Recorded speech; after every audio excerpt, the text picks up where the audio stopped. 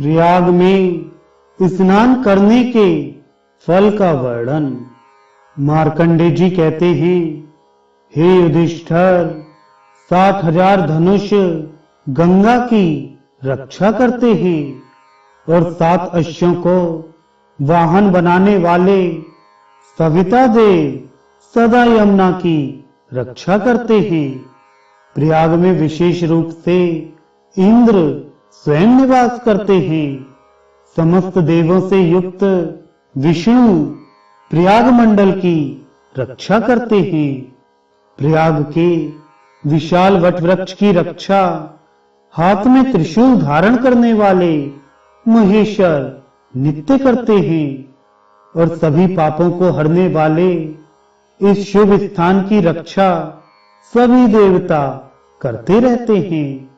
हे नरदेव, जो लोग अपने कर्मों से घिरे हैं तथा जिनका छोटे से भी छोटा पाप बचा रहता है, वे लोग उस मोक्ष पद को प्राप्त नहीं करते, किंतु प्रयाग का स्मरण करने वाले को यह सभी कुछ अर्थात पाप एवं कर्म नष्ट हो जाता है। प्रयाग तीर्थ के दर्शन करने से, नाम का संकीर्तन करने से अथवा यहाँ की मिट्टी का स्पर्श करने से भी मनुष्य पाप से मुक्त हो जाता है। राजेंद्र, यहाँ 5 कुंड हैं, जिनके बीच में जाह्नवी अर्थात गंगा स्थित है। प्रयाग में प्रवेश करने वाले का पाप तत्क्षण ही नष्ट हो जाता है। सहस्त्रों योजन दूर से भी जो मनुष्य गंगा का स्मरण करता है, वह दुष्कृत करने वाला होने पर भी परम गति को प्राप्त करता है।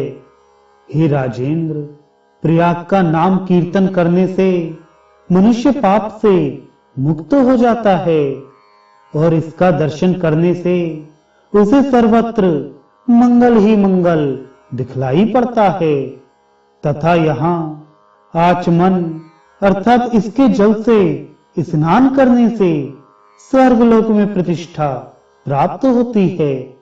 कोई मनुष्य व्याधिग्रस्त हो, दीन हो अथवा क्रुद्ध हो, यदि वह प्रयत्न पूर्वक गंगा यमुना के समीप पहुंचकर प्राण त्याग करता है, तो वह सूर्य के समान उद्दीप्त स्वर्णिम आभा वाले विमानों से युक्त होकर अभीष्ट पदार्थों को प्राप्त करता है। ऐसा श्रेष्ठ मुनिजनों का कहना है। वह शुभ लक्षणों वाला मनुष्य सभी रत्नों से युक्त, अनेक प्रकार की दिव्य ध्वजाओं से परिपूर्ण और वरांगनाओं से समन्वित होकर आनंदित होता है। शयन करने पर वह गीत और वाद्य की ध्वनि से जगाया जाता है। जब तक वह जन्म का स्मरण नहीं करता, तब तक स्वर्ग में प्रतिष्ठित रहता है।